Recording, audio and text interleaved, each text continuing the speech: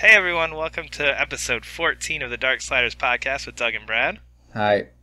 Got a lot of good stuff to talk about today. Lots of games are slowly starting to be announced as E3 is coming up pretty quick Yep. here. Before we get started though, we'd like to remind everyone to follow us on Twitter, Darksliders_pod, or follow us on wherever, and send some comments about what you think about what we're doing. We're really curious to know what some of your thoughts are about what we're talking about, or if you have ideas or things you'd like to hear us talk about, anything like that, or if we're like it, don't like it, let us know. We'd love to hear about it. Mm-hmm. We'll get started here. I'm pretty excited because Doug played 2 games from last year that I really like a lot. So I'm excited to talk about these. So the first one that Doug started playing this week is Trials Fusion. So this was your first Trials experience, right? Yeah, you're making that seem like a bigger deal than it is. It's not an experience. No. Unfinished Swan is an love experience. Trials. I love Trials. This is a big deal. Yeah, Trials is pretty cool. I don't know. I'm trying to think. Okay. Sorry, I'm getting flustered. I was just trying to figure out, because I really like this game mostly because I really like another game called Trackmania, which is kind of the same sort of gameplay, where it's just really hard, but it's a lot of instant restarts, and your objectives go as fast as you can. And I really like that. I didn't like this as much as the other ones, though, as like other games like that, because I thought the physics were super weird. Brad, why don't you talk about that? Because I didn't like this game as much because I didn't feel like it was nearly as precise as other games that I've played like this. Because I always felt like even if I knew exactly what to do, if I made even like a slightly wrong bounce, then I was dead. Like I was just screwed, and I was like, well, there it goes. But that's the point of this. The point is that you need to be perfect. You need to be really precise, especially when you get to the harder tracks. You need to be able to time your bunny hop exactly. You need to land the exact bike in the exact position and everything like that. That's the point of this game. Yeah, but I never felt like I was like really like landing in especially on the extreme tracks. Like I really did like the easy, medium, and some of the hard tracks, not all of them. I like those a lot because I felt like I was like completely in control the whole time, and I could figure out how to optimize my route. But with extreme, I just honestly felt like I was like throwing a ball against a wall and hoping I'd crack the wall eventually. Especially with some of those jumps, like you're not really like planning some of those jumps. You're just like, okay, gotta wiggle the stick this way. Okay, I'll try wiggling the stick this way. Okay, I'll try wiggling. And then you do it like 100 times. Or okay, if I just tilt my bike this way, maybe my guy will fall forward past the checkpoint. There's always 1 or 2 of those points. Yeah. I'll agree with that. Especially with the extreme tracks, I normally tend to give up like right after the hard tracks. Fusion, I think I've only beat 1 or 2 of the extreme tracks. I know Evolution, I beat about half of them, but yeah, that gets to the point where everything's just kind of it's almost, there's a lot of skill in it, but at the same time, it feels like unless you are willing to invest hours upon hours into mastering every possible concept of this game, it is almost pointless to work at it. Yeah, because that's what I felt. Yeah, I'll agree with that. The other ones I felt like, it's like the easy through hard tracks. I kind of felt like they were challenging, but I always felt like, yeah, I can do this. I got this if I just run through the track a few more times. But the extreme ones, like there's just some like level geometry that's crazy. Like it's just absolutely insane. Like I got the DLC recently, and there's a wall that is like 10 feet up in the air over a gap, and you just have to jump to it. I have no idea what I'm supposed to do. I'm just stuck there. That's what I don't like about it. But I think overall though, I do enjoy it. I think I do like these sort of like instant restart games, because I was kind of playing against your ghost the entire time. Yeah. Which I think is kind of nice. It's kind of cool, like having a goal in mind, which is just to beat Brad. I actually did go back this week, and I haven't played this game in probably 6 or 7 months. And Doug messaged me, "Hey, I'm basically racing against your ghost," and I went, "Oh crap! Now I need to go make sure my ghost is still better than Doug's." So it's not. It's not. Your ghost is not better than my ghost. Yeah, but even all the easy tracks, I don't even bother with the easy tracks. Like I sit there and like I want to perfect like the hard tracks. Those are the ones that I spend all my time trying to get gold medals on. Because the other ones, it's just more of a matter of how long did you hold the button down, where did you land, like how big I want to sit there and try and get it so that I can like no fault a hard track. Like that's my goal. Oh no! See, to me that's crazy. Like that to me seems impossible. Like because you know what it is? I think it's honestly just the bunny hopping. Like even after, I mean, I've beaten the entire game. I've gotten like to the super secret extreme tracks. I've beaten all the DLC except for the extreme tracks, and I still don't think I like a good handle on how to do a bunny hop. Yeah, that does take forever. But I mean, I think again that might be where, especially coming into this game, having played HD and Evolution, That's like true. you definitely got a leg up into how to manage that, and they've kind of gotten more and more.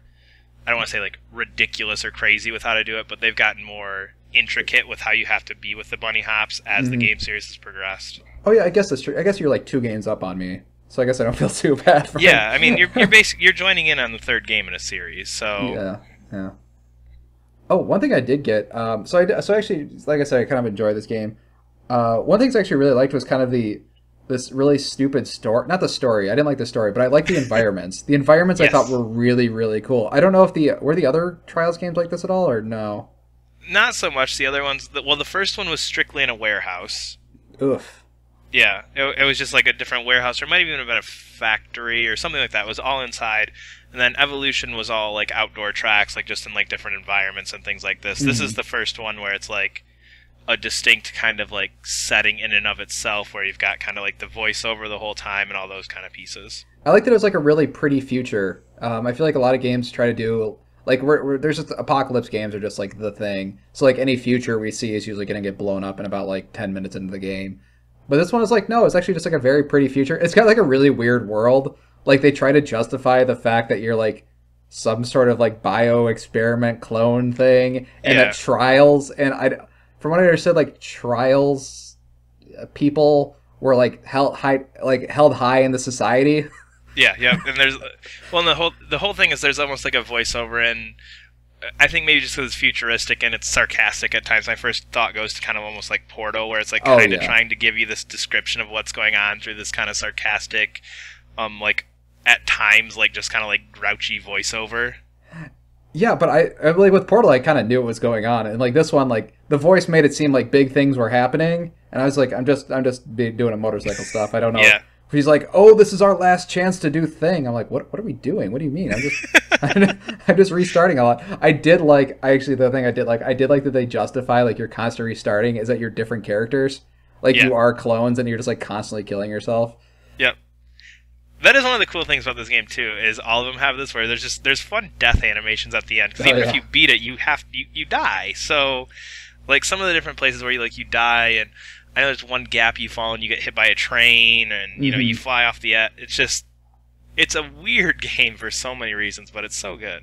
Yeah, it's really tongue in cheek, and I think it's kind of fun. There's actually some I don't know. I got the DLC, and I don't really remember it being in the main game. But there's some secret areas in the DLC that are actually like legitimately creepy. Like, really? there's this one where I guess it's kind of a spoiler to get to a secret area, but in the DLC you're in this sort of what the level is based all around lava. The whole world is based around like lava and digging down, and you take this elevator down, down, down. You can get off the elevator at any time, but if you get to the very end, there's like this hole, and you go into it, and then like all of a sudden it's just completely dark and there's no soundtrack.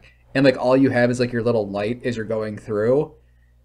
Oh wow. Yeah, and it's like super creepy. And like the final thing is like you go into a cage and the cage just drops in this like pit of darkness. And I don't want to say what happens, but it's a pretty cool end. And I just wasn't expecting it at all. Huh. Talking a little bit about the DLC, this is probably I don't do DLC, so maybe all DLC is like this. But the DLC is like better than the main game, like way better. Not way better, but the worlds are just so much more interesting. I think with this game, I don't even know if I could like name the worlds. I know there's like sort of like a Mayan temple thing, and like futuristic city, and then canyons. There's one like out in the Arctic or something like that. Yeah, but the DLC one is like a robot factory. One's a post-apocalyptic battlefield. Another one is like that lava cavern, and my favorite one is they do an Atlantis one. Seriously? Yeah, it's really cool. Awesome. But what it is, like, I feel like with the DLC especially, they tell a better story. I'm gonna put story in quotes. So for the Atlantis one, your first track is like you're in a research vessel, and then you go underwater, and then the second level is you're in these underwater ruins. And then at the end of the story, you find some sort of plans or some sort of map, and the next one is you're in that sort of like you're in Atlantis itself. Which is it's like completely drained, and there's all these statues that kind of like push and pull you around and things like that. And then the final one is like the fall of Atlantis. That's really cool. Yeah, it's really cool, and like the robot factor. It's like I don't know. I thought the DLC was it's much prettier too. I feel like this is definitely one of those ones where I feel like sometimes like they didn't finish the game, But this one I feel like, no, they didn't. They finished the game, and then they learned all that stuff they learned, like technically and artistically, they brought into the DLC. And the DLC is just like amazing. Like it honestly feels like whatever Trial Fusions 2 would be. That's pretty cool. Maybe I'll have to get that. I don't have that at all. Yeah. My one question for you, and that's because this was new in this game, what did you think about the ATV and the trick maps? The ATV, like they only use it for like one world, and then you like gold medaled it immediately. It wasn't hard. Yep. Yeah. And then what was the other part? The tricks, like the trick system that they put in for a couple levels. I mean, I don't know. They were okay. The levels were all right. They weren't. I don't know. Like it was weird. The trick things felt like totally separate than like the main game because you never do the tricks like in the non-trick levels. Yeah. So you really only use the trick system for like 5 levels. I thought it was okay. I thought they were really easy though. Like I gold medaled them all almost immediately because if you're like good at Tony Hawk or like pretty much any game with a trick, any sports game with a trick system, like you're gonna do it immediately just fine. Yeah, I felt like I don't know why you would ever actually do it in a level. See, and that's why I had to, because those are completely new. There was no trick system, no anything other than the bikes in the other games. And when I got to those, it was just like, why is this here? And I don't know, it threw me off, because it doesn't fit well with the other game. It feels completely separate. And the ATV ones are easy to the point of, I mean, you just hold down the gas button and just adjust your stick every now and then and you're done. Like, yeah, I felt it was like like that. Maybe if they did, because you can only use it on ATV tracks. Yeah, and the only ATV tracks they have available are those like 5 tracks, and that's it. Yeah, I don't know. It was just one of those things that I was just curious about, like me being like having played Trials before and knowing what I'm getting into. That like just really threw me off because neither one feels like Trials to me. So I was just curious, like what you thought having this be your first time with it. I thought they were okay. I didn't mind the tricks part. I thought the trick levels were kind of fun too because like the whole thing is like they just make you do these massive jumps. Yeah. So I thought it was nice because they put them at the end of the world and they feel almost optional. And like you just went through like some like really hard level and at the end you just get to do like gigantic tricks. I guess that's true. That's kind of cool. Like just a good way to end it. It's just kind of like a breather. That's why I kind of saw it. I didn't mind that. I kind of liked them. Oh, okay. Cool.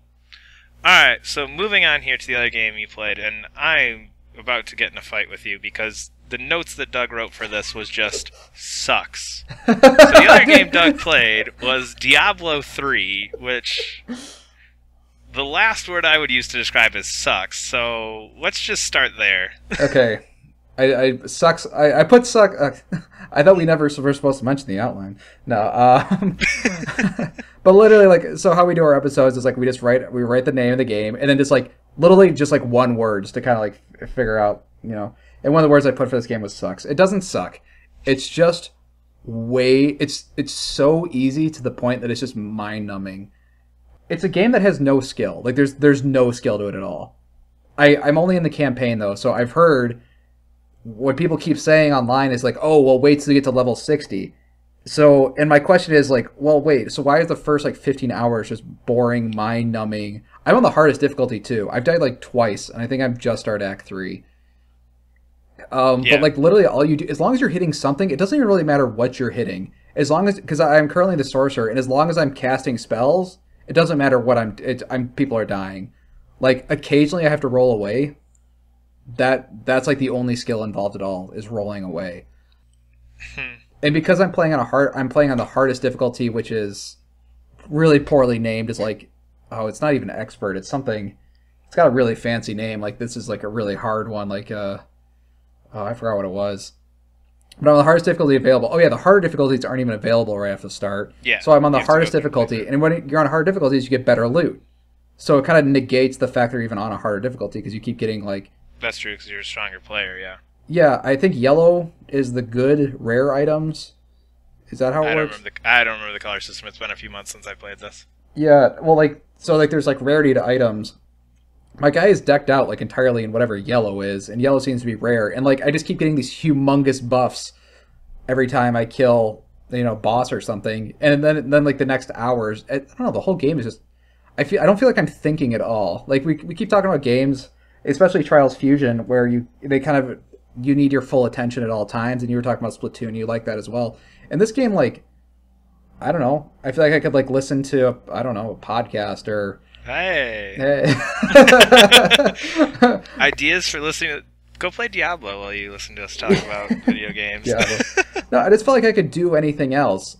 And like from what I read online, like I said before, is like the real game doesn't start until you hit level 60. So I was like, so what's the point of the first 20 hours? Like, oh, it's a tutorial. It's like, well, I don't need a 20-hour tutorial. It's the same problem I had with Final Fantasy 13. Is I got 4 hours into Final Fantasy 13 and just nothing ever changed. I used like 2 potions and everything just died immediately in front of me. And they're like, oh, well, the real system doesn't unlock until 10 hours in. It's like, what is it, a 10-hour tutorial? Like, that's not fun. That's just, it's boring, it's mind-numbing, and it's not... I mean, sure, it teaches you stuff, but like I feel like any attack an enemy does, it just doesn't matter. It doesn't matter if it locks me in place for 2 seconds. Like, oh, it locked me in place for 2 seconds, I'll just roll all the way next time and still be zapping and killing and whatever else. Ugh.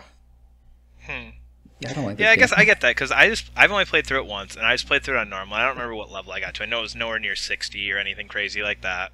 But I had the same thing, but I just thought it was pretty easy because I was playing on normal. Because, I mean, I know there's some difficulty to these games, but I don't know. I still found it enjoyable even though it was easy, just because...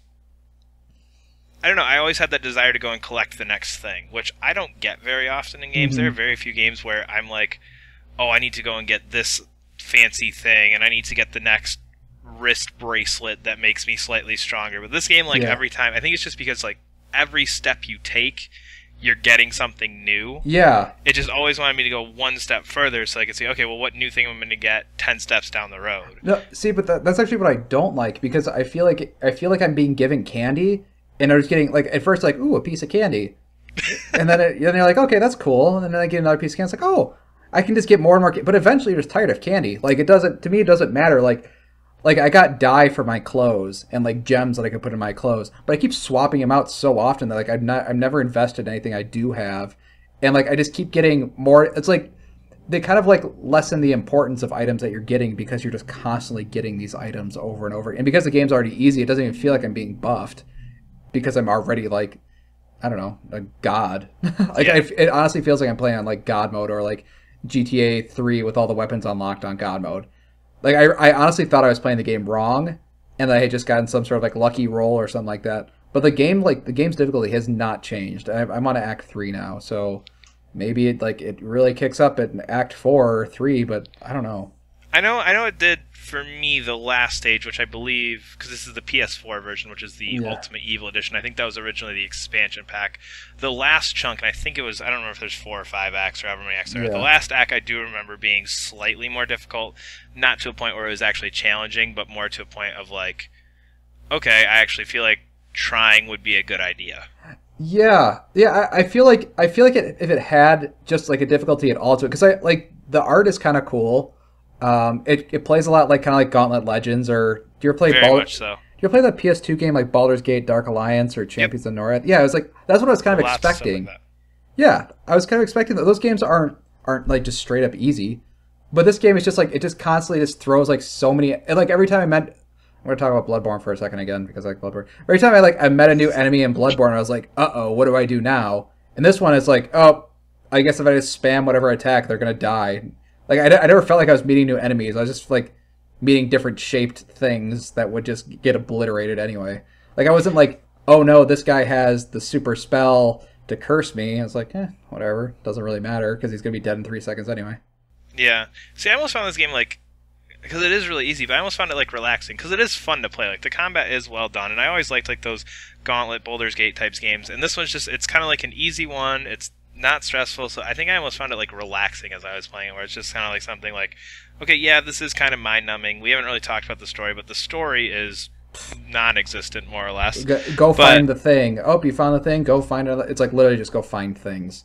Yeah, so I mean, it's not like you have to like be really invested in the story. There's not a whole lot to be invested in. It's just, I just enjoyed running through stuff, smashing things, and it was, and every now and then it's fun to just play a game that's just fun, and that's what I found about this game, is it was just fun. It wasn't difficult. It wasn't frustrating. It didn't make me have to sit here and think through 100 different puzzles. It was just fun. I just sat there and smashed things. Yeah, I can get that. I think that's fun for a little bit. Like I honestly like when I'd say for the first act, I actually really did enjoy this game. I thought, because I was like, oh crap, it's like Gauntlet Legends. Like I do like Gauntlet Legends. I do like these sort of like throw a bunch of enemies at you kind of games. But it just felt like it just never changed. I was just like like I felt like the art was changing, and that was it.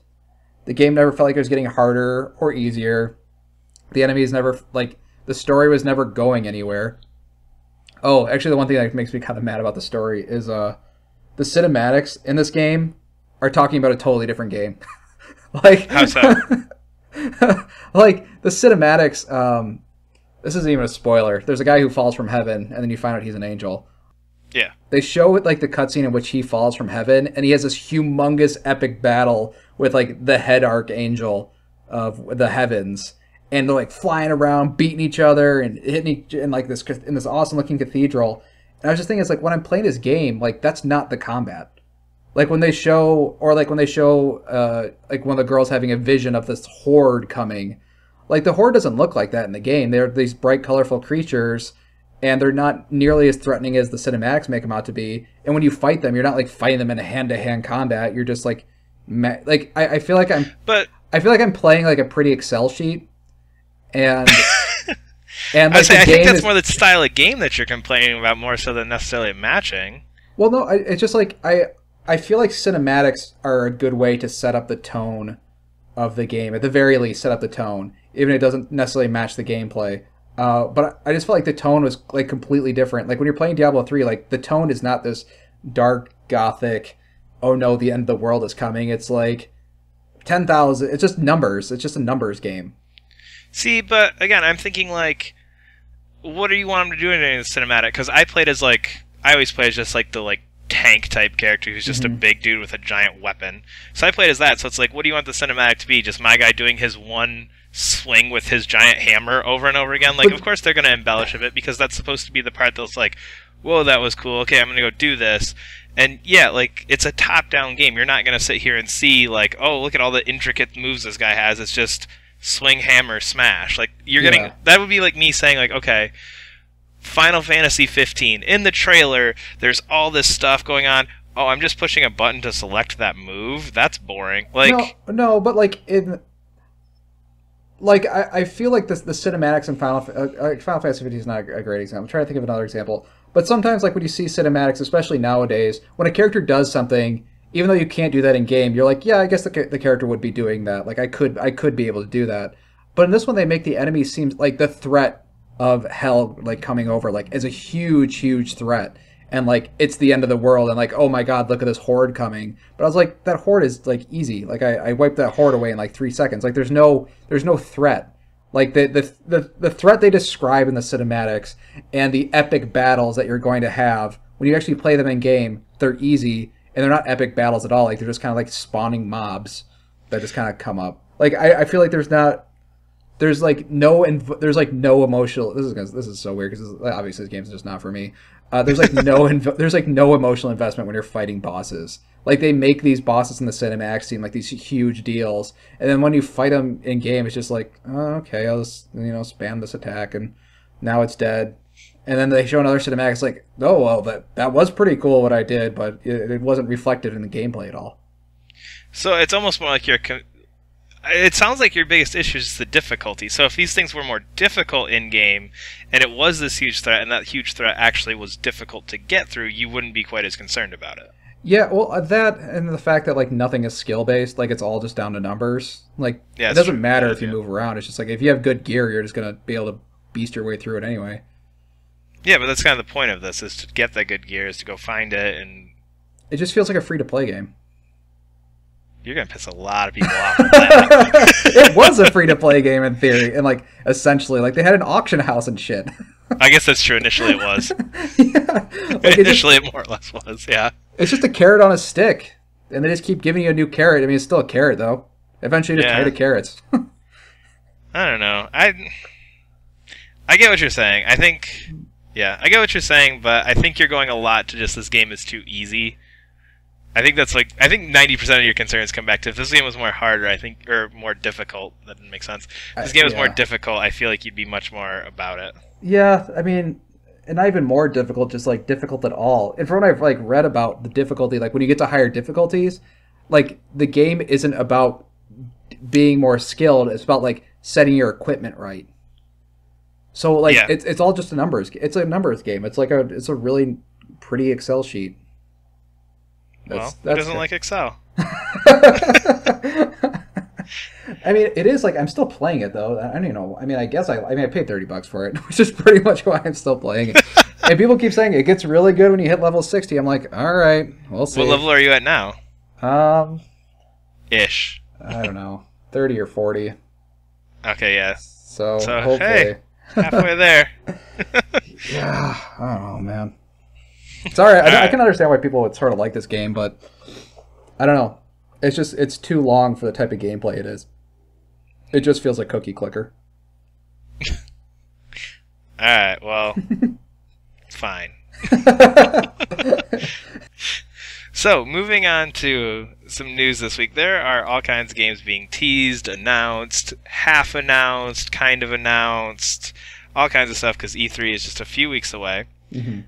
So we're just going to kind of talk through a few of the games that had trailers or what could barely be considered a trailer in a couple of these cases for stuff that's coming real up. Quick, I forgot to mention this. Judges Week is this week, where they invite a bunch of the news people, like we're gonna put journalists in quotes when we talk about video games. They're just people who talk about video games, but they invite them to play the E3 games. So I feel like a lot of people already know about these games or they're currently playing them, and hopefully previews are going to start. I don't know when the previews come out. I guess when games are actually announced. I'd say a lot of it's there's probably so many non-disclosure agreements at that I'm sure you won't hear anything. Yeah, but I think in the next coming weeks we're going to hear more and more stuff and get more and more teases and announcements and whatever else. Yep. But we'll talk through a few of these. Obviously, we do not have passes to whatever the hell Judges Week is. Sadly, we're not. Not yet. Not yet. 10 years from now, maybe. Maybe. All right. We're anyway, multi-million YouTubers. Getting to some of these. So, the first one was announced. I think it was Monday or so. It was early last week. Was Need for Speed. So they put up a 35-second video, basically saying we'll hear more at E3. But they had some information that came out about this as well. I just want to kind of read the quote before we talk about this. This was from the publisher or the developer. It said, Need for Speed stands for deep customization, authentic urban car culture, a nocturnal open world, and immersive narrative that pulls you through the game. So you're chuckling, as I think everybody else did, probably at that last one. So let's get into that. So what do you think about an immersive narrative in Need for Speed? I don't know. It doesn't matter. I think that's the least interesting part. I mean, car games. I mean, to be fair, my favorite car game ever, which is Midnight Club 2, had a narrative and had characters and things like that. So I can't totally knock it. Maybe it probably. I mean, that's like the least interesting part about this. I don't know. I just find it funny that in the tease for a racing game they put, it's got an immersive narrative. I can't think of a single person I know. I know a few people who are super into racing games, and not a single one of them has ever played a racing game for a narrative. There is one example I can think of a narrative racing game, and that is Driver San Francisco. Driver San Francisco had a good story from what well, not a good story. That's what I said. That's why I said the only one. Oh, okay. The only one with a good story. Okay, yeah. Yeah, the only one with a good story is Driver San Francisco. So it's weird to me that in your official, hey, we're making a new game, you're going to throw that in there. Nobody cares about that. The other stuff, deep customization, that people get all excited for. Urban car culture worked really well for them when they did Underground years ago. Open world, people love, but just the last part just didn't fit to me. It just sounded weird. I don't know. So that's why I just wanted to call that out. Yeah. No. I guess that's true. Yeah. What are your feelings on Need for Speed? What do you like about it? Do you like this franchise? No, or yeah? Well, I like parts of this franchise. So this is, I believe, Need for Speed 22, which is insane to me. And it's got to be the fourth reboot or something like that. Oh yeah, this is a reboot too. So they're rebooting a racing game. However you manage to do that, I don't really know what that means because none of them have really been connected if you really think about it. No. Well, I mean, it's not hard to throw all this stuff together. It's because honestly, it just looks like Need for Speed Underground with the police chasing you in Hot Pursuit. Hot Pursuit has the police chases, yeah. Yeah, it just. I mean, although I think that was in Most Wanted too, but. Well, they're all the same. I mean, they're all the same thing. I don't know I don't even know what the difference. Besides what some being open world and some not being open world, they're all pretty much the same game. Yeah, more or less. But yeah, no, I'm interested. I don't know. My big thing, you the sound Need for really interested. I'm interested completely. I don't know. My big thing with this is the Need for Speed games that I've liked are the Criterion ones. Mm-hmm. Yeah, Most Wanted, Hot Pursuit, those new ones. Those games are amazing. Yeah, those I didn't play really The good. Run, or I think Rivals was the last one. I think this is the same developer that did Rivals. I don't know who did The Run. They might have done that, but I'm not a big racing game person. Mm-hmm. I like if you look at the Criterion games, I love those. Occasionally I'll play Forza or Gran Turismo, but that's about it for me. So I don't know. I have a hard time getting excited about racing games. What about you? I just like the Hot Pursuit series because I think it's fun to have just like silly police chasing and like dropping spike traps and stuff like that. So I think those games are fun. I really did not like the Need for Speed Underground series though. Really? Yeah, I didn't like that. I didn't like it at all. And honestly, the only reason I didn't like it is because I'm not really a car guy, so I really didn't like the upgrade system, which I know something people like love for car. Like, of course they should love that for car games. Like the whole thing of car games is to tune your car, but that just doesn't interest me at all. So. Oh, see, I just totally played it like... Cause I used to love Need for Speed, and I'd have no clue what any of that stuff is. Like, I could not... I can get to about changing a tire on a car, and that's about as far as I can get. Yeah. But I just used it as, like... I just looked at it in terms of, like, an RPG element where it's like, oh, this one, the bar is 3/4 of the way full. Before it was only this full. I need to put that one. Yeah, I didn't like that at all. So that's why I like the Hot Pursuit series, because you just got the car, and like that was it. Yeah, and that's then you raced. I do prefer that. Yeah. So that's kind of has me hesitant, but to me, like I know it's a huge selling point for people who play racing games. Like they really want to have. And from what I've read, this game is actually have some like really really intense car customization, which is really cool for people who like the genre. But I mean, me personally, I'm like, okay. I will say though, this game looks pretty. This game looks very, very, very, very, very pretty. I definitely thought it was CG when the trailer started. And like concluded until it said like I think at the end it said all was shot in game. So I was like, oh. Yeah, I didn't realize this was even an in-game thing. Like this came out on Monday or last week Monday. It's Monday now, but this came out last week Monday, and I had thought it was just some pre-rendered CG trailer until Doug pointed out to me like an hour ago, like, oh no, that was in game, and wow, does that completely change the way you watch that trailer? Yeah. I mean, it's gonna look pretty. I don't know, man. We talk about this a lot. I don't know if we talk about this a whole lot, but it just feels like this is the pre-order trailer, so everything's gonna look really nice and pretty. But come actual game day, it's not really gonna look like this. This is the trailer. Just throw it out there so everybody can start putting their $5 down at GameStop. Yeah, and like talking about it. Ever since that Watch Dog reveal got people crazy excited for Watch Dogs. I mean, that Watch Dog reveal is still amazing. Oh, it's great, yeah. I'm just still super hesitant. I was like, I don't think these games are really going to look like this.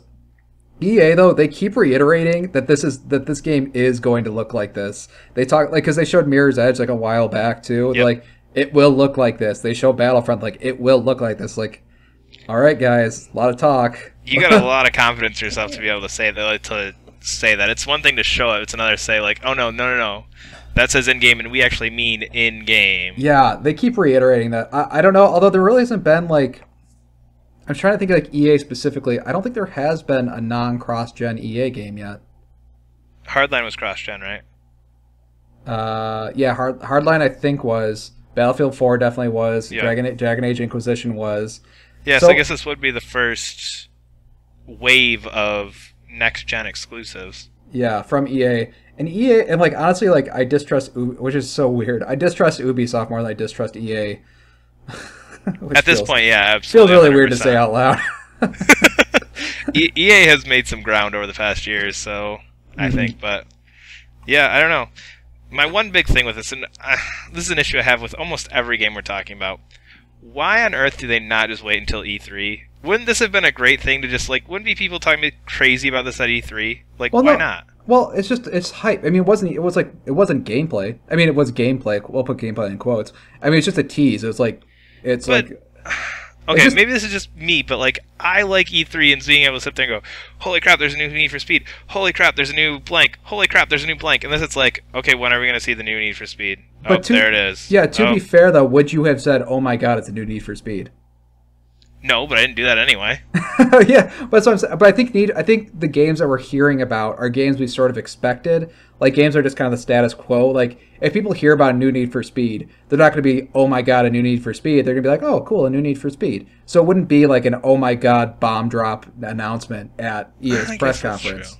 It's just kind of an expected announcement. So like, okay, we're just going to announce it early. See more at E3. So I mean, it gets people. And like, to be fair, a Need for Speed announcement would get completely buried under any other announcement at E3. I guess that's true. There's no way on earth we would be talking about Need for Speed if this happened at E3. I guess that's true. Good job, EA. I don't know. In my mind, it's just like, to me, it's like you showed 30 seconds of in-game footage. It wasn't gameplay. It wasn't anything. You said more at E3. It's I don't know. It just gets me. It's like I want to just be able to go into E3 and have no clue what's going to be seen and just be floored by everything. Yeah, I don't think a Need for Speed would have floored either of us or anybody, really. Yeah, I guess that's true. I guess I don't. Well, I guess I'm not really thinking of it from a marketing, let's make money off this perspective. Well, so that could be part of my issue. Is like the large Need for Speed audience could be watching E3 anyway? Never know. I don't think. Hey, so, with as much time as they put into like hyping Madden and FIFA at E3, I don't think anybody's playing. That's true. Well, that's like more an investors meeting, if anything. Yeah, I think that's about the only time you need to talk about Madden is, oh yeah, there's a new one. Mm-hmm. Make sure there's room in your wallet. Yeah, exactly. That's what this was. Like, there's a new one coming. Okay. Alright, well, moving on. This is a very different game than Need for Speed, and this one was just announced today, as far as I'm aware of, but What Remains of Edith Finch, which is a new game from the same team that did The Unfinished Swan a couple years ago. They just put up a trailer for this, about 2 minutes long, and this game looks really, really cool. Yeah, it's Yeah, I think it's really just kind of like a teaser trailer, just kind of giving you a feel for the game, but just based on the atmosphere and just based on the little like paragraph or so they released with it, this game looks awesome. So what it is it's a collection of short stories, and you kind of play through these, and they're all based around the same family. And as you go through these family members' history, each one has a different atmosphere, it sounds like, and I don't know, it looks really, really cool, and it's by the team who did Unfinished Swan, which is one of my favorite games from the past few years. So, I don't know, what did you think of the trailer? I'm glad we actually got a trailer that sort of gives like a semblance of what it was, because this is actually the second trailer. The first one they showed at Gamescom. No, it's completely the trailer you saw at the Gamescom was like 10 seconds long, and it was like just showed the house, and like I don't think people like it was like really similar to that trailer from the Brothers devs where it just shows like guys in a train car. Oh yeah, okay. Yeah, something like that. So it just kind of showed a house and like nobody knew what it was. And this one we actually got to see like a little bit of gameplay. Yep. It was first person, but the thing I thought that was really cool, like they showed you playing like a little girl, or a girl. I don't know if she's like little or not. There's a video of you playing as like a baby in a bathtub playing with toys. Then there's one you're playing as a cat jumping for a bird. And then like another one so you're playing as a shark about to eat a seal or a killer whale or something like that. So I thought that was really cool. I think the Unfinished Swan devs, like, I'm kind of glad that they're sort of keeping this under wraps and we don't quite know what it is yet. Because I feel like the Unfinished Swan, that's a game that even if you showed somebody screenshots of it, it's kind of a hard game to explain.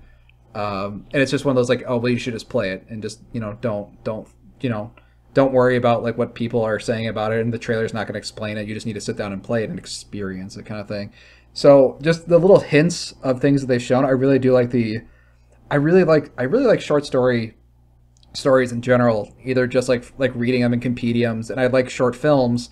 And so I like the idea. This is sort of like it's like a short film festival kind of thing, where it's just like a bunch of different lives, and they all seem they might be related. It doesn't really matter, but they all have different gameplay. It's like I don't know how many different gameplay aspects they're going to have, like, but you're playing as like different animals and people, and God only knows what else you're going to play as. Yeah, it's a very different way to do a game that I feel like more people should take advantage of, because I mean games are so long now. Like considering the fact that The Order got screamed at because it was 6 or 7 hours long. I mean, if you think about movies, to tell a good story, I mean, you can do that in 2 hours. Yeah, you can do that pretty quickly, especially some short films and things like that are out there. So it's just weird to me that games are so stuck on we need one 25-hour-long narrative. I mean, there's going to be points there where that story's not as strong. So just to go, okay, we're going to make our 8-hour story, but we're going to split it up into 2-hour chunks and give each person their own story in and of themselves that tells this greater story. I just feel like it's a good narrative concept to use in a video game media where you need to have that certain number of length before somebody's... Otherwise, it's not going to be worth the money or whatever because people get so concerned about that. Yeah, I think of the thing that because they have so many small narratives, there's not going to be a lot of filler. Because I do know, yeah, like you kind of what you're talking about. It's just like everything needs that 25 hours or whatever like that. But it's mostly filled with filler. And playing Unfinished Swan, like I'm trying to think if there's any like filler in that game at all. It's all sort of new. Everything feels new as you keep playing the game. Yeah, because you go through. I mean, you're in basically a different world every hour. You play like an hour in the castle, an hour in the forest, and yeah. So I think I like that. I think this is a game that like. Because I feel like the sort of walking simulator games, we're not really going to talk about Ether 1, but Ether 1 like did not grab me at all. I feel like those games need to constantly be doing something. Like it's not enough just to walk around. It's not enough to just have a really quiet game. Like not everybody can be Myst.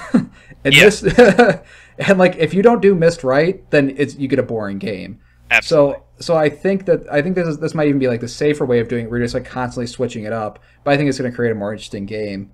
If you're like not sure, this game like it honestly looks like you're just never sure what's going to happen next, and that has me excited. This might actually be an instant buy, and I'm kind of wondering. I'm really hoping this is going to be like that E3 like available now. Ooh, I could see that. Yeah, especially if you said because you said the first trailer or whatever of it was at Gamescom last year. Yeah, something like that. So I mean, that's a while to be developing a game like this. So yeah. I mean, it's a pretty small game, but they also haven't shown a lot of it, so maybe they're not. That could be really cool. Yeah. But anyway, one of the things, like you said, you're not sure what happens. Is somewhere in there it said, like in every piece, like somebody dies or something like that. Oh yeah. Which again, like just kind of that like not sure what's happening thing. But anyway, I don't know, and I love the story and the way the story plays out in Unfinished Swan. So this is a developer that at this point I think knows how to do this type of game, and this is their type of game. Yeah, I like that they're kind of sticking with the only thing that looks similar to Unfinished Swan. It looks like they're sticking with like not a storybook, but that's going to be like a narrator telling a story. Yeah, which is really cool. And I do like that everybody dies at the end. The only other game I ever played like that is Silent Hill 4. So spoilers. No, but like in Silent Hill 4, like every time you met a new character, they die by the end of the chapter in like some horrific way. I can't imagine. I can't imagine. I feel like this game is more like you're gonna die of cancer in bed, surrounded by your family, not in like a chainsaw accident. Yeah, like a much more depressing, like yeah, sad, exactly. as opposed to like damn. Yeah. This could also have a few damn moments. Who knows? I'm excited because I don't know a lot about this game. Yeah, and that's always the best. But anyway, going to a game that probably will have a very similar mood to that, and I think a very similar tone. Doom is coming to E3. Yeah. So there was a even more irritating, like 10-second trailer with 3 seconds of actual footage from the game, saying that at Bethesda's press conference there will be more Doom, which I don't think anybody is surprised by. No, I kind of like this teaser because honestly, like the teaser is two things. One, it's a shot of the double barrel shotgun, and then it's a shot of the cyber demon. Not cyber demon. It's the skeleton demon thing. I forgot they're called. But that's just enough. That was enough to get me excited. Like that's enough. That's enough to get people. That is a good tease because I was like, because they kind of showed that this Doom is Doom. Like Doom 3 was kind of Doom. It wasn't really Doom. Yeah. But this one is just like, yeah, we're going back to like just shooting shit up, and like they had like a screaming skeleton like shooting rocket launchers out of it. Like they had that kind of in Doom 3, but not really though. No, it looks like they're kind of they're not doing away with the horror, but it's a different kind of horror. Like I don't know, like not monster closets, in these dark alleyways and stuff. It's just like, no flashlight. God, I'm being overwhelmed. Yeah, like I'm being overwhelmed by a screaming skeleton and thing. I just love the animation on that skeleton too. Like it's like shaking its arms as it's screaming. Yeah, it did look. It looked. The 3 seconds that you saw of it was very, very impressive. So I'm excited to see more. And this is the first year Bethesda has a conference or a press conference. So between Doom and whatever else they've got, I mean, I think it's up there that this could be the one that everybody's like, this is the best one to me. Just because if you figure they're showing new Doom, which people are gonna go crazy for, if it is Fallout 4, like everybody knows it is. Yeah. Like yeah.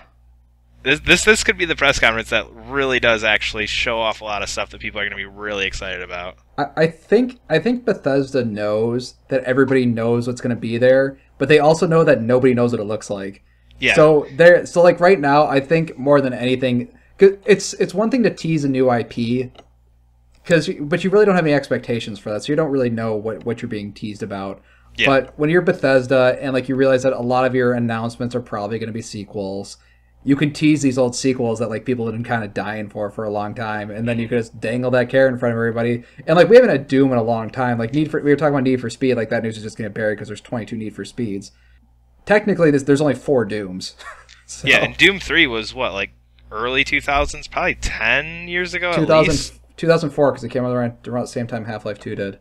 So yes, that'd be about 10, 11 years at this point. Yeah. So it's been a while. So people are going to be excited about this. I'm excited about it. I've always enjoyed Doom, so yeah, I don't know. I'll be curious to see what the gameplay looks like and just how it feels. If it does feel similar to Doom 3, or if it is more of that just crazy over the top, like you were talking about. Yeah, I mean, like we talked about like Shadow Warrior last time, and like Painkiller and Serious Sam. Like, I would love if it's one of those games just done really, really well. Like, yeah, because those games are always kind of janky. But if like you would make like a multi-million-dollar Bethesda version, oh, that could be great. Yeah. I mean, and to think about, like, what's the last old classic shooter they remade? Wolfenstein. Oh, that's true. I forgot that was Bethesda. If it's even if it's yeah. Well, it'll be better than that. But that was a great game in and of itself for what it was. Yeah. So like Bethesda has a standard for itself, and the standard for itself is Wolfenstein, which was great. So. Yeah, I can't really. What was the last bad Bethesda game? Like, what game have they done that was like bad, quote unquote? They don't make bad games. They just make really technical. They get away with technically incompetent games. Oh, that's well, yeah. When you get it, well, but again, you look at the size of some of those. Like you're referring to like some of the Elder Scrolls and Fallout stuff. That's true. But I mean, like some of those games like straight up don't work on PS3. Like they just don't. Like if you play like I don't know, something like 40 hours of Skyrim, like suddenly your game will like run at like 1 frame a second, and they just never. I did have that with not Skyrim but Oblivion. I had that on my 360 where it was like. Yeah. I think it was like 60 or 70 hours in, like just all of a sudden it was just like, nope, you're done. But that's what I'm saying. Like they've been, I would say that was a good excuse with like Fallout 3 and the first the Elder Scrolls Oblivion, because that was like the first time they've done a world like this kind of size, this kind of graphics and things like that. But yeah. This is like that they've done this forever. Like they should be. I'm sure they got a new engine and stuff, so it'll all be good. But they also killed Prey, which Prey 2. So. Well, to be fair, did you play Prey 1? You don't like Prey? What's wrong with Prey? Prey's awesome. It was okay. Oh my god, dude! Prey it was an average shooter. Don't even. It did not deserve the overly amazingly hyped sequel that it got, or that it tried to get. No, that looked awesome too. There's a lot of dirty shenanigans about that whole cancellation. Well, yeah. It looked, from the like little tease you had of it looked great, but who knows what the final product was going to be? Because I don't. Oh. Wait, let's talk about that later, because like there was a lot of dirty shit. Oh, I'm sure there was. But like still, the game was like the game was like really close to being done, and Bethesda was apparently setting out these unrealistic goals for them that they like. Oh, you have to have this done by next week. Oh, you guys didn't get done by next week. Okay, you guys missed your. Like they'd set unrealistic goals to make them purposely miss those goals so they wouldn't have to pay them. Oh, that's kind of shitty. Yeah, and like the Prey 2 was like pretty much ready to go. Like they just needed like a few more months, like not a few more months, but like a year or so on it, and then, like it did play as well and look as good from journalists who have actually played it. Ugh. Anyway, tangent.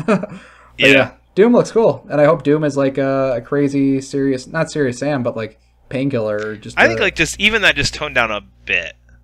Yeah, I mean, not to like Serious Sam levels, but like just tone that down just a little bit, and I think you'd have an awesome game. Wolfenstein levels.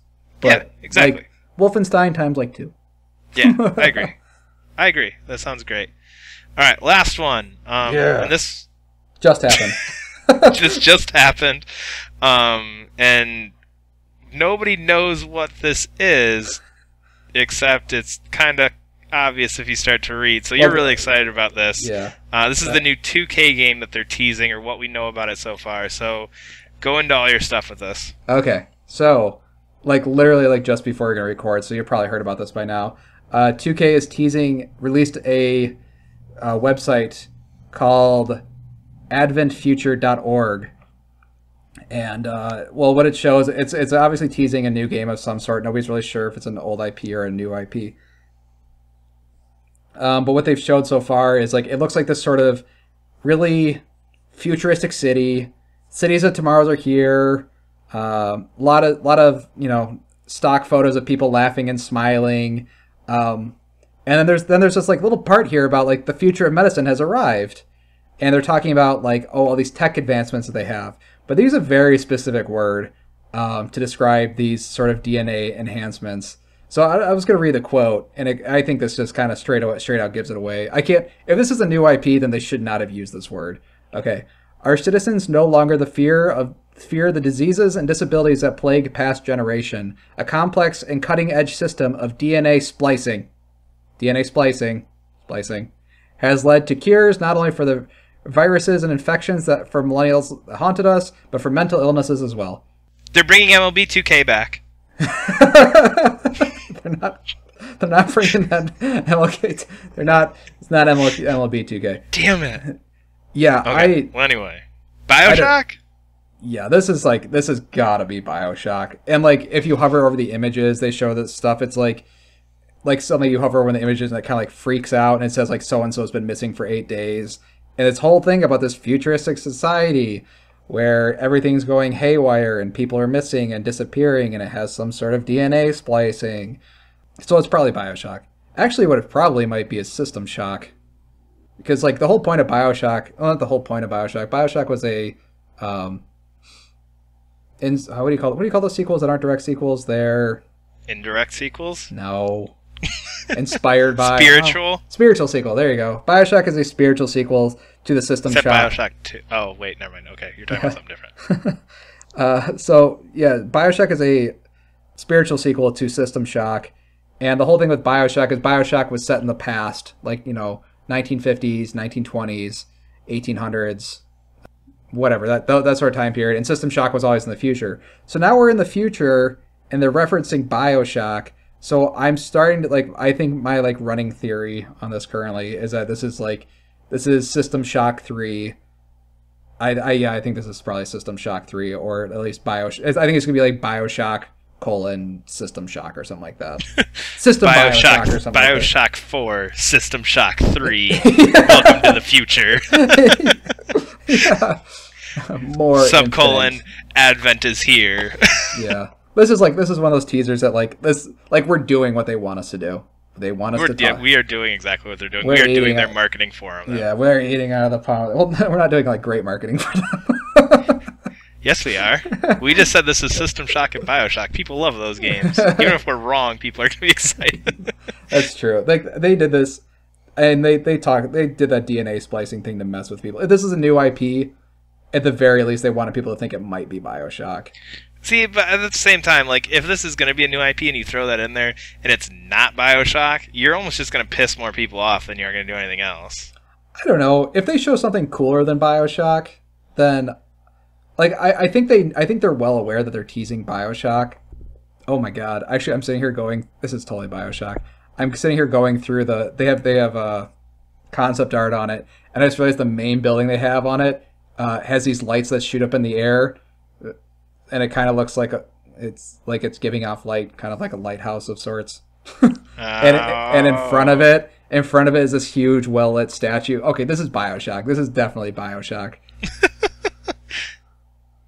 Yeah, I don't know what it. So I've been talking. This is definitely Bioshock. I don't know. It might not be, but they're definitely screwed up something for using all those words. And well, I mean, let's be real. It's not to be. Infinite was what, 2 years ago now? Yeah. So I mean, it's time. It's one of 2K's only big franchises really at this point that doesn't start with Rockstar. So I mean, it's coming because they need money from somewhere, and NBA can't get them all their money. So, You know, it's time. It's time for a new Bioshock. And even if it's not like a new IP from 2K, I think is exciting because I like 2K games. I think they do pretty damn good games. Like they do Mafia, they do NBA, Yep. they do Bioshock. The thing that is weird about this one won't be directed by Kevin Levine. Yeah, but neither was 2. Yeah. He had no part. He had no part in 2, if I remember correctly. Yeah, and like it's not by his studio because that studio like no longer exists. Yeah, neither was 2. People like 2. I didn't. Yeah, I know. That's. Ugh. Yeah, 2 was definitely, I think, like one of those either you got it or you didn't get it games. I mean, I didn't. It was just more of the same to me, and that was my issue with it. But I don't know. I would be curious to see what people do going and taking this whole Bioshock idea of having it set similar running themes but set in different worlds. I'd be curious to see what maybe somebody new could do with it. Yeah, like I think especially the ending of Bioshock Infinite, they're like, I'm not going to spoil it, but like they kind of insinuate that the Bioshock could go in many different ways, an infinite number of ways, so to speak. That's where they got the title from. Crap, dude, seriously? You did not just get that. Yeah, no, I'm totally messing with you. Okay, all right, good lord. But yeah, no, I'd be. Are you down for a new? You know what I am a little bit worried about? Everything's cyberpunk now. Oh god, yeah. See, that was what I was gonna say. Is like all the cool directions you could have gone with the ending of Infinite, and you go to very typical looking future city where everything's perfect, but it's not actually perfect. Like, yeah, all the cool places you could go, and that's where you go to. And that would be what might have me a little worried, is you look at the Irrational game Bioshocks, and you had, you know, this crazy underwater city that was super unique, and then you have this city in the sky and all the, like, intricate things that go with this. And you go to the non-Irrational Bioshocks, and you get Bioshock 2, which is, you know, Bioshock in my 1. opinion, almost a carbon copy of Bioshock 1. And then you get this, where it's just, okay, we're in generic future land. Yeah, that is true, because I always thought the strongest suit of like all the Bioshock games was an environment, because they were like wholly unique. Mm-hmm. Like nothing really looked like these games before. But yeah, like so when I see this concept art, I'm like, you guys, there's like 5 other games doing cyberpunk. You got Black Ops, you got Deus Ex, you got Titanfall, you got Cyberpunk by the Witcher 3 devs coming.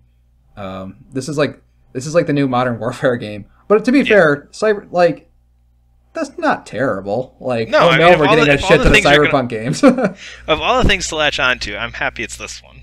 yeah. But I don't know. That's the one thing that I don't know. Just I don't know what at this point. I don't know what you can do that's really unique. And again, Bioshock to me is the unique environment more than anything else. It's not necessarily the story. It's not the gameplay. It's the cool environment. And just the ending of Infinite had me really excited. Cause it's like, okay, what direction could you go with this? And it's like, really now? This is... Yeah, I could see that. But, I mean, this is also one aspect of it, so who knows what they're actually doing with it. Yeah, I mean, we're like looking at concept art from like a teaser site that's like purposely ambiguous. So. Yeah. So, my disappointment is probably a bit early. Yeah. So... All right, yeah, I'm excited for it. I'm excited for more E3 news. Speaking of which, next week is about a week and a half, 2 weeks before E3 starts. So next week we're going to take some time just to start looking at all these different rumors, because we're sure there's going to be tons more stuff coming out this week. Talk through what we think we're going to be seeing at the press conferences, what rumors are out there, all of that stuff, what we're excited about, what we hope to see, some stupid, crazy, random ideas that we really want to have happen that will never happen in a billion years, because everybody has to do that and say, we want this thing that will never happen, whatever that random thing may be for that particular person. But, you know, that is what E3 previews are, is, man, I wish they would make this game number 4 that they haven't made since 1994. It's like an E3 hype episode. Yeah. So we'll be doing a lot next week. We'll spend a lot of time talking about that kind of stuff. But that's it for this week. Again, feel free to follow us on Twitter, Darksliders_pod. Follow us on YouTube, iTunes, SoundCloud as well. You can follow us there. So disappointed in that. Okay, so one sec. If you've been following us on Twitter, I feel like we need to talk about this for like. Go ahead. Go ahead. Okay. This is hilarious to me that you would waste your money like this. Okay.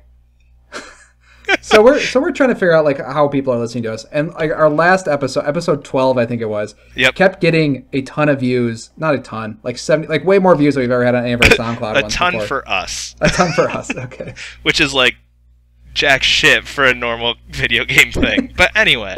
Yeah. And we were really curious, and we were like on our Twitter, like, "Hey guys, do you know if somebody posted our SoundCloud somewhere? Like, are people getting interested in this?" So I spent $6 on SoundCloud to figure out where our hits were coming from, and turns out you can't actually unlock that unless you get Pro Unlimited, which would have been another $15. I already wasted $6.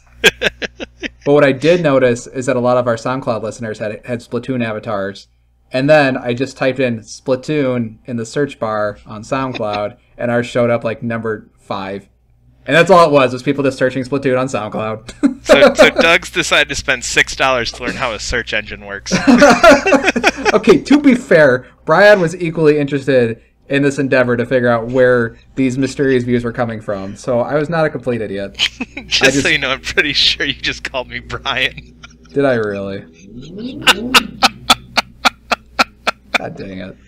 I'm a little flustered about the SoundCloud thing. So follow us on Twitter at Darksliders_POD. Brad, finish this Doug out. and Brian will be back with you next week for way more. God dang it.